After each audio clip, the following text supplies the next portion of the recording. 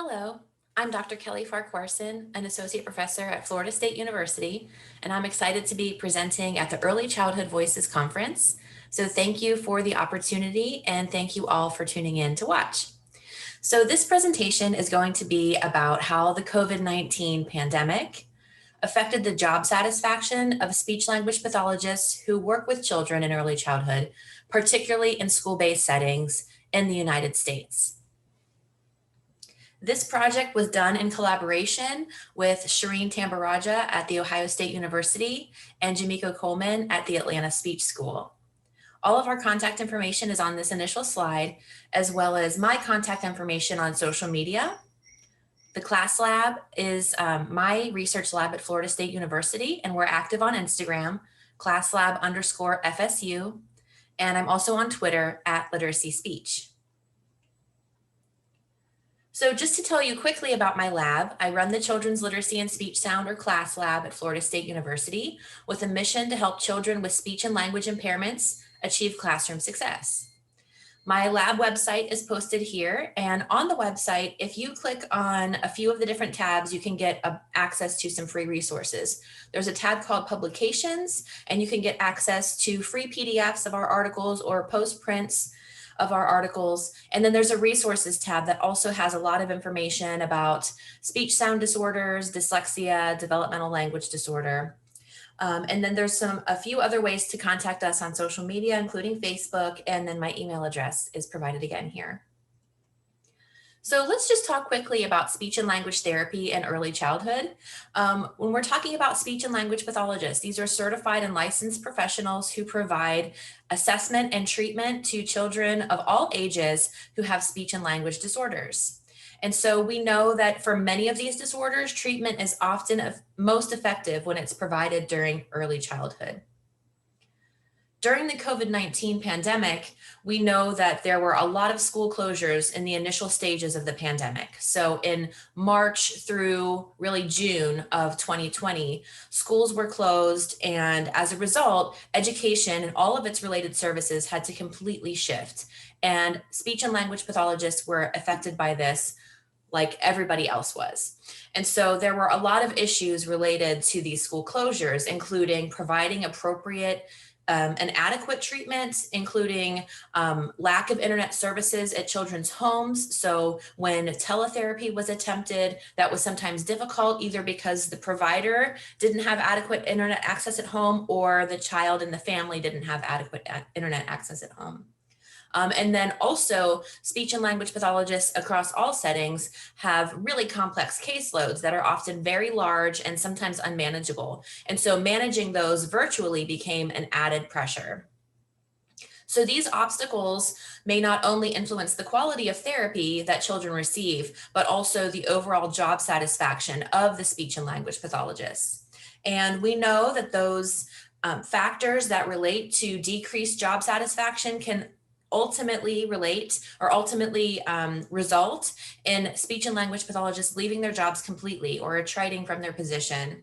And this ultimately can impact the amount, the quality, the type, or whether or not a child even receives services. So this has cascading effects. Thinking about speech and language pathologists' job satisfaction is paramount to ensuring that the children we care about in early childhood and beyond are receiving the services that they need in order to be successful.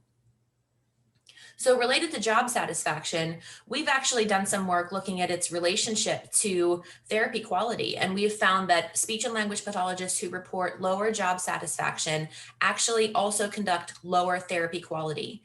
So this factor of job satisfaction doesn't just matter so that SLPs can say that they love their job. It really matters so that the children that we're talking about here and thinking about in this conference actually are receiving high quality services.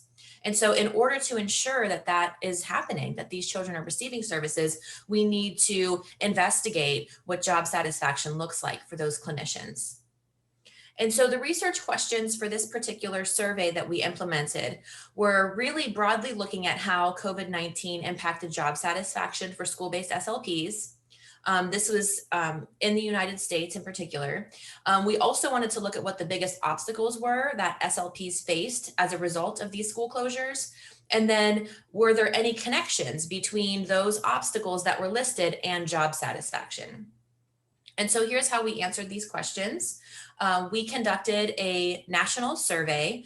It was 4 parts, and it was a web-based survey using Qualtrics, and it was distributed throughout the United States through social media, email, listservs, ASHA, the American Speech and Hearing Association, many of their listservs and resources. And those 4 parts included demographic information, COVID-19's influence on school practices, SLP's job satisfaction, and that scale includes a subscale looking at time pressure and self-efficacy. So we had a really nice response to this survey. We had over 1,300 speech and language pathologists take this survey in the United States. 96% of that sample identified as female. All states in the United States, except for Alaska, were represented. So we have 50 states in the United States, and Alaska is the only one that was not represented. The majority of our respondents came from California, Texas, Massachusetts, Florida, and Illinois. And participants reported working in both public and private schools, including preschools, elementary schools, middle and high schools. So our results, when we looked at job satisfaction, we had a 17-item scale looking at job satisfaction, and it's all items were on a 5-point Likert scale. The job satisfaction subscale is 13 of the 17 items, and the mean score that was reported there on a 5-point scale was 3.4, but there was a pretty substantial range from 1.77 to 4.5. And then 4 of the 17 items are the time pressure subscale, in which SLPs are asked to indicate what kinds of pressures they feel on their time. For instance, I have too many paperwork responsibilities that take away from my therapy tasks. And so again, on a 5-point scale, the mean reported score there was 2.28 with a range of 1 to 5. After completion of the job satisfaction and time pressure scales, the respondents were asked to indicate if their job satisfaction prior to COVID would have been the same as what they just reported, lower or higher than what they just reported. And so the majority of SLPs indicated, although it was a pretty close split, that the majority indicated that it would have been higher prior to COVID. So 41% of our sample indicated that their job satisfaction would have been higher prior to COVID. And then 38% indicated that it would have been the same.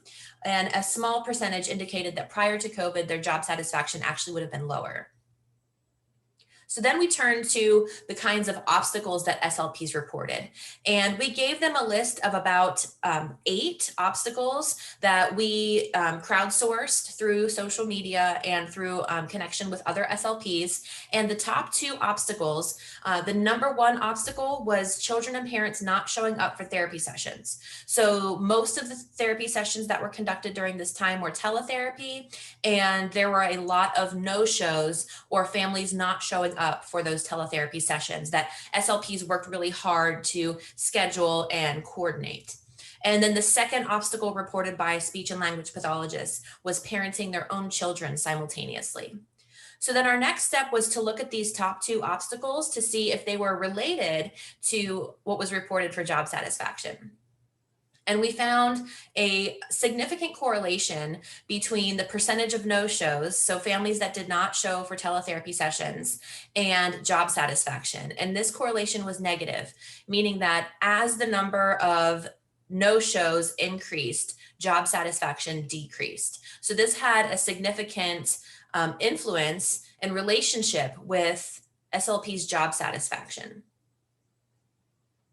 So some of our conclusions from this survey, and we have a few other aspects of the data that we'll be digging into in the weeks to come, but I'm happy to share some of this preliminary analyses with you.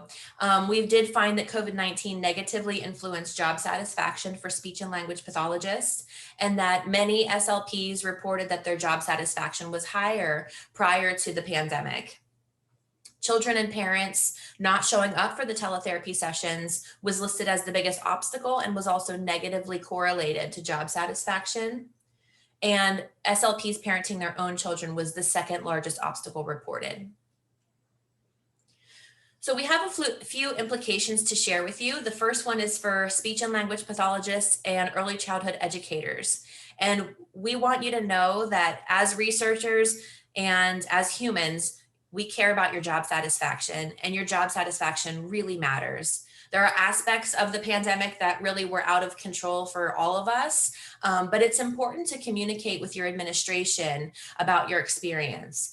We recently had a paper published in the Journal of School Leadership, and this is linked on my website that I provided in one of the earlier slides. This is a new publication that just came out that provides a 10-step infographic for school leadership to help support, recruit, and retain school-based speech language pathologists.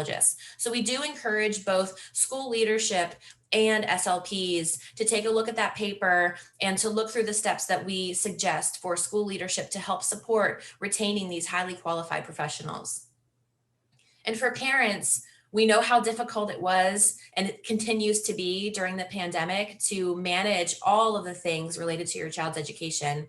But communication can be a really important piece of this puzzle. So communicating with your service providers, communicating with your child's teachers, communicating with your child's speech language pathologists when you're unable to come to a session or unable to make it to a class.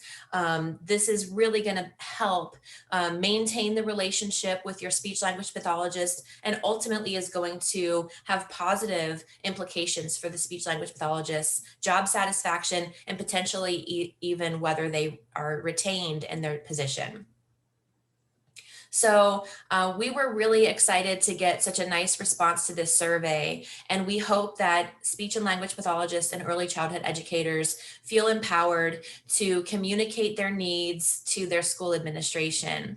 I'm providing here all of my contact information. Again, my email. I'm available via various social media. And again, my lab website is here, and the 10 steps paper that I mentioned is listed in the publications, and there's a freely available postprint. So thank you again for the opportunity to talk about this work and for hosting this wonderful conference. And I'm really looking forward to continuing the conversation with many of you. Thank you.